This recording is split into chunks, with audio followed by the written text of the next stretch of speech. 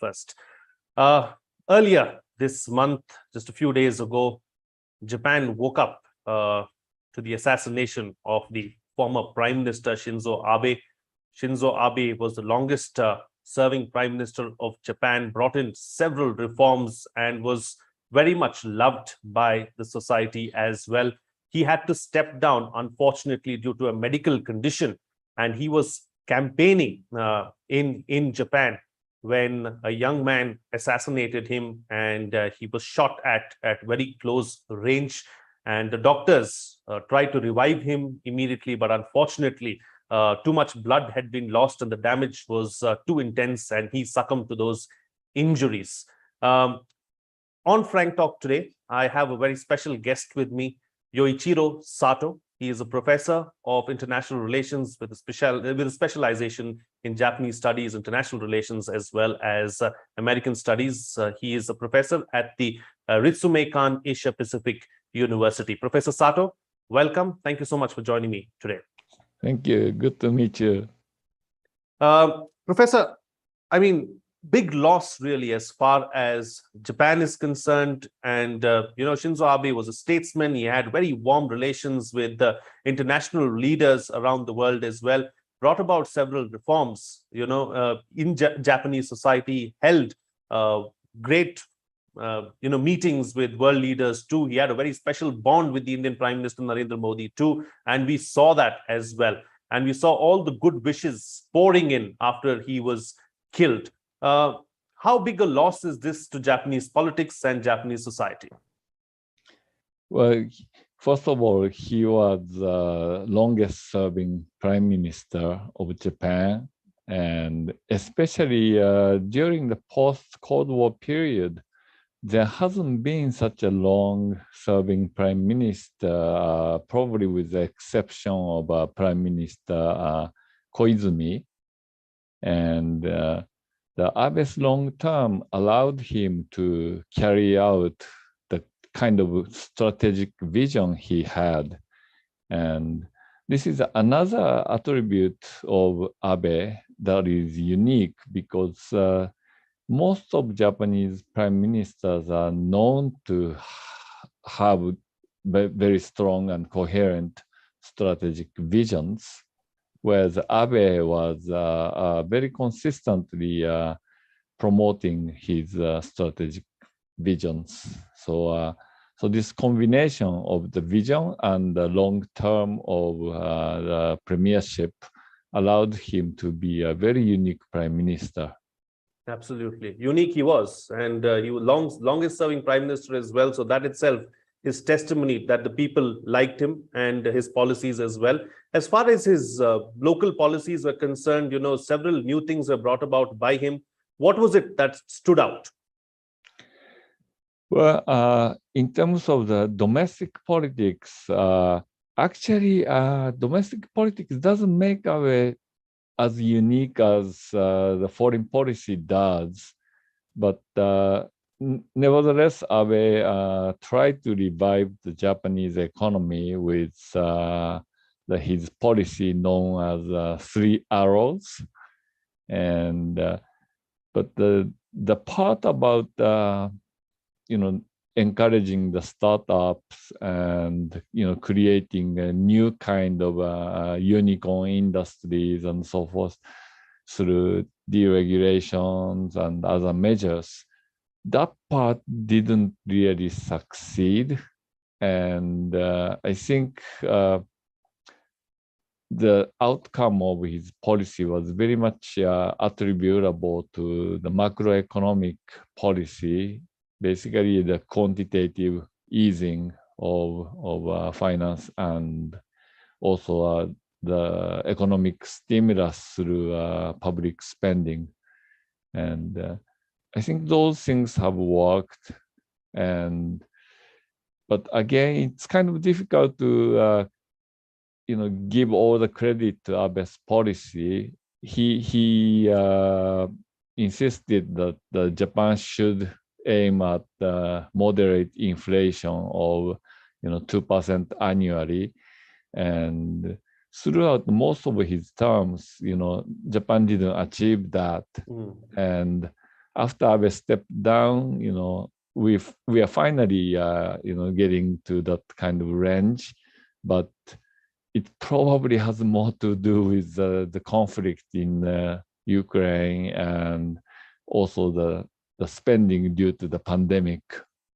Absolutely. It has to do more with the geopolitics and the present situation than anything else. Right. Professor, let's talk about foreign policy. He was known to have great ties with leaders around the world as well. He had warm relations with India and India's leader too.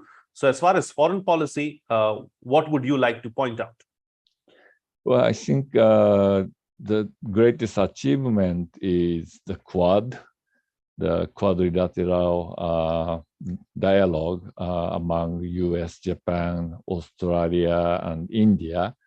And this concept is actually, the Abe's original idea back in 2007 when he was prime minister for the first time.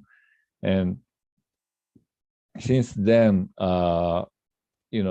Quad didn't immediately fly because the first Australians, they attended the first meeting and then decided not to stay on. And it took another decade for the Quad to reformulate itself. But that doesn't mean that this kind of four-party cooperation idea was dead in between. I think Abe very patiently cultivated closer relationship, particularly with India, and getting India committed to a closer partnership with the US, with Japan, and eventually with Australia. That was a big achievement of Abe, which is based on very strategic vision, looking at not the immediate future of 5 years ahead or 10 years ahead, but I think the strategy is more of a midterm, looking at the 2050, sometime around that, time, by which India is expected to surpass China in terms of the gross domestic product, at least according to some forecasts, but including economists' publication several years ago. So, and it's not only that India will be bigger than China, but also the combined economy of this the Indo-Pacific region, binding India, China, Japan, Korea, Southeast Asia, will be much bigger than the European Union bloc or the North American bloc. So, so this dynamic region of Indo-Pacific becoming a center of gravity for a lot of things. Absolutely. That was in the strategic vision of Prime Minister Abe, and he consistently pursued that. Absolutely. I come to China in a bit because, Japan or China is a common problem really as far as Japan is concerned, and India too. But before that, since we're talking about India, India and Japan have tried to work out several projects as well. An ambitious project was the Asia-Africa Growth Corridor. This was something that was, envisioned by both the prime ministers, but unfortunately that did not go off. That, was shelved before it even started. And then even in Sri Lanka, we tried to work out several projects, tried to do several things together, but none of them worked. I mean, what's the problem there?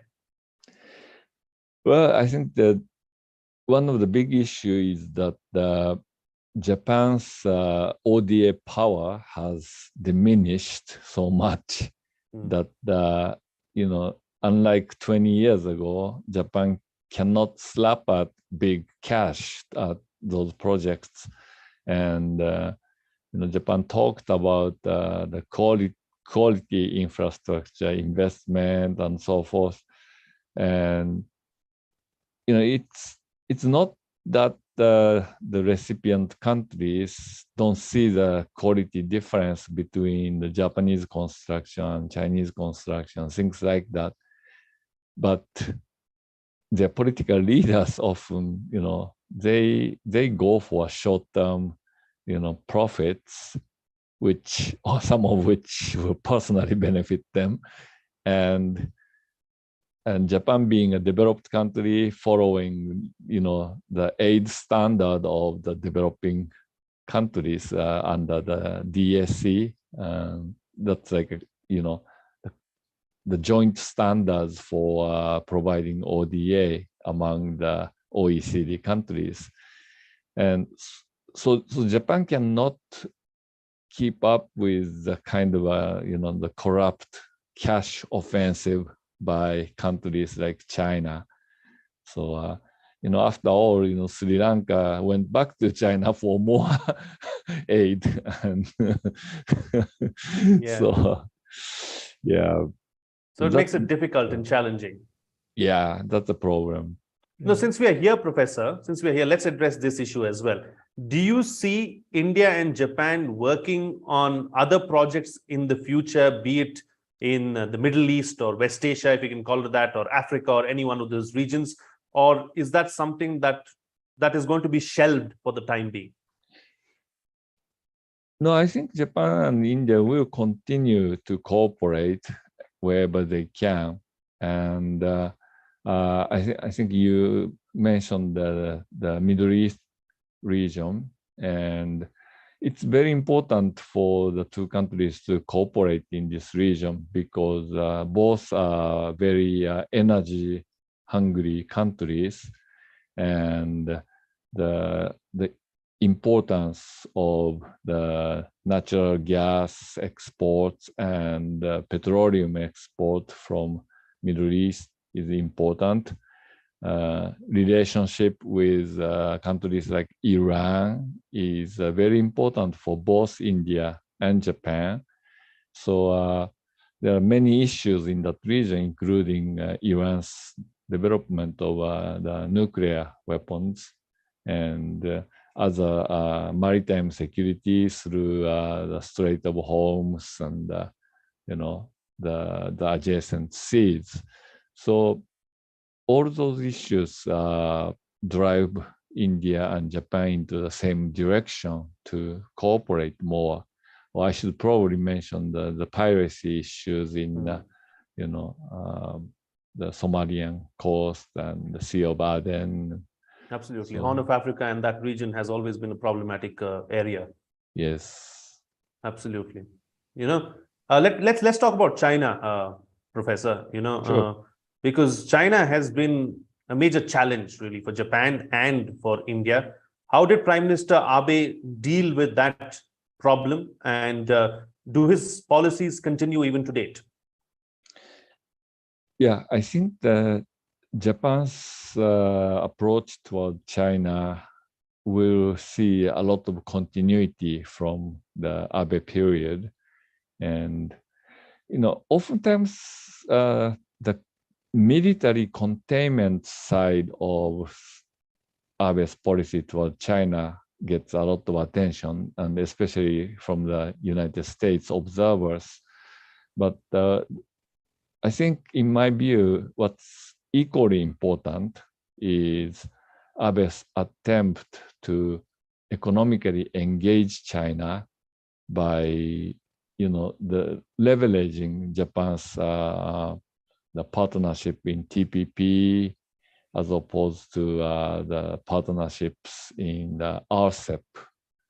And Japan is trying to promote both economic, cooperation and also engage the United States in TPP and India in RCEP. And sure, I mean, it didn't go as Japan intended, but nonetheless, Japan is trying to bridge the two regions and trying to reach a more integrated, free and true sense, free and open Indo-Pacific, not divided and confrontational Indo-Pacific. Very true. Very true. Talking about the Indo-Pacific, Prime Minister Abe laid a lot of emphasis on the Indo-Pacific and Quad, something that you spoke about earlier in this program as well.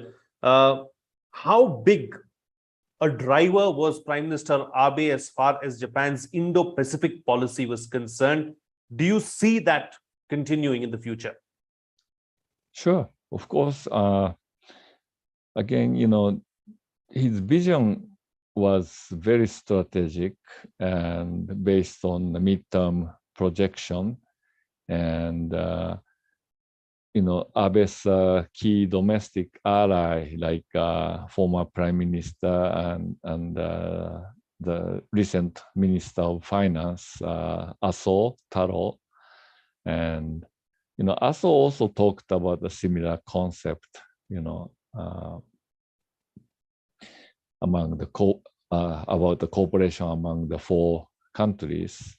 So I think he called it the Alliance of Democracies or something like that. And so LDP leaders shared this common vision about the Indo-Pacific, and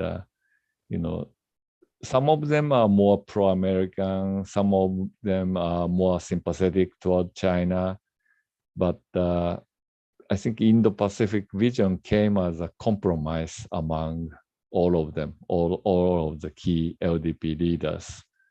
And Japan's the security interests, defense ministry, foreign ministry, they emphasize the military aspects of the free and open Indo-Pacific, where the economic interests of the Ministry of Economy, Trade and Industry, or the Keidanren, the Federation of Economic Organizations, representing Japan's major corporations, many of which invest heavily in China and also in Southeast Asia, and now growingly in South Asia as well, most importantly India. So for them, the divided Indo-Pacific is a disaster for them, because they carry so much business in China and in countries that heavily trade with China. So cutting off China completely is, not something Japan wants. Absolutely. Absolutely. Professor, one final question before I let you go. We'll wind up with a concluding remark on what next really, and how do we go into the future now? Yeah, I think when I say that, I have two things in mind. One is what does this mean for Indo-Japanese relations, as well as all the other multilateral groupings that India and Japan are a part of? Are we going to see continuity, or is there something new that is going to come in?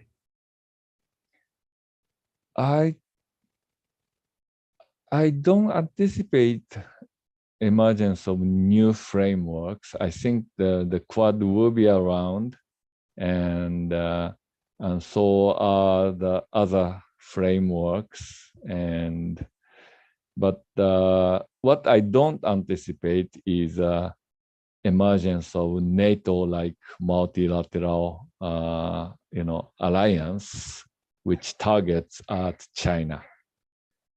So most likely, this region will see a continuation of Quad and maybe some addition to Quad as a sort of like a junior partners, and countries like the Vietnam may start working one step ahead of ASEAN collectively in terms of cultivating closer partnerships with countries like Japan and South Korea, United States, Australia, India. So, and maybe Indonesia as well. simply because Indonesia has a capability that is that means something when combined with the strengths of the Quad countries.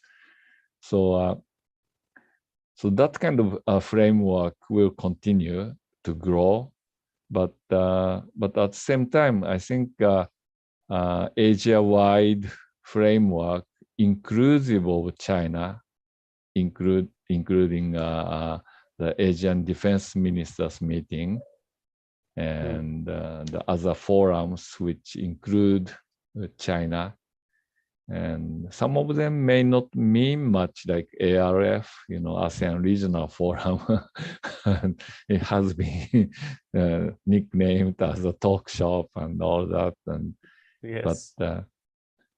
but nonetheless, the talk shop continues, and once institutionalized, and this kind of institutional inertia is actually, it means something, that the countries are still talking to each other, and that means there's something still there, and all hope is not lost. The countries that's want right. something to happen.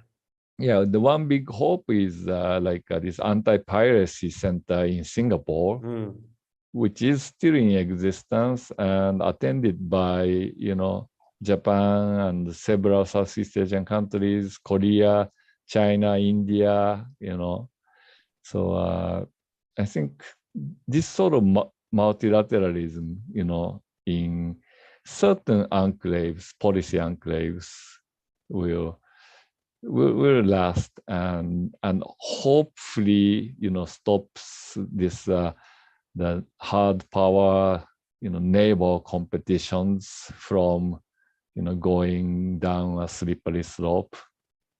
I like the optimism, Professor. I hope that we see some kind of positivity, because the last thing that we need, or the world needs right now, is confrontation and conflict, because we've been through a lot, especially over the last 3 years. And the economies around the world are going through a bad phase. The last thing that we require is some kind of confrontation, isn't it? Right, that's right. All right, Professor, pleasure having you on the program. Thank you so much for joining me with those perspectives and taking us through the lives and times of Shinzo Abe, as well as what to expect in the near future and what lies ahead really as far as Japan, India, and several of those other countries that are closely linked with Japan and India are concerned. Thank you so very much. Thank you for having me. Pleasure. All right. With that, it's a wrap on this.